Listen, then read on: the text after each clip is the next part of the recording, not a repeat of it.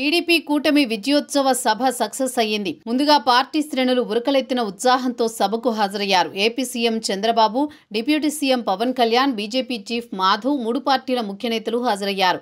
రాయలసీమ నలుమూలల నుంచి భారీగా కూటమి పార్టీల శ్రేణులు తరలివచ్చాయి. ఒక విధంగా చెప్పాలంటే వైఎస్ఆర్ కాంగ్రెస్ పార్టీకి సవాల్ చేశాయి.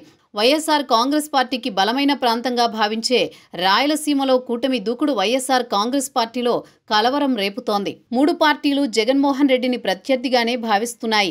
ఇది ఎంత మాత్రం వైసీపీకి మింగుడు పడ్డం లేదు. AP deputy CM Pavan Kalyan తరచూ కామెంట్ చేస్తున్నారు. మరో 15 ఏళ్ల పాటు కూటమి కొనసాగుతుందని తేల్చి చెబుతున్నారు.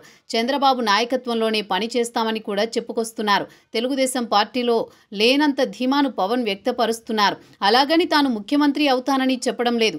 చంద్రబాబు నాయకత్వంలో పనిచేస్తామని చెప్తున్నారు. ఇది ఎంత మాత్రం సహించడం లేదు వైసీపీకి. పవన్ దూకుడు, ఆగ్రహం కారణంగా తెలుగుదేశం పార్టీతో పొత్తు అనేది చెడిపోతుందని ఒక అంచనాకు వచ్చింది వైసీపీ.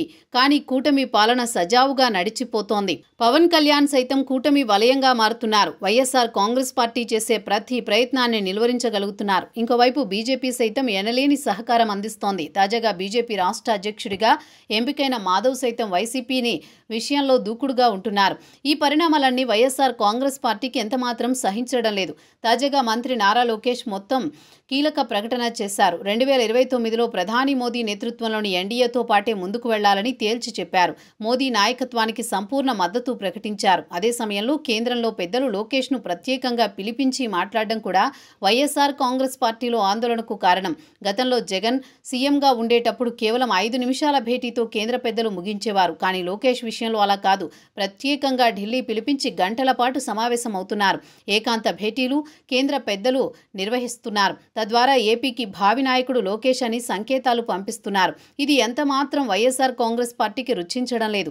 ఏపీలో వైసీపీ పార్టీని భూస్థాపితం చేసేందుకు వారంతా ఐక్యంగా ముందుకు వెళతారన్న అనుమానం సగటు వైసీపీ శ్రేణుల్లో ఉంది.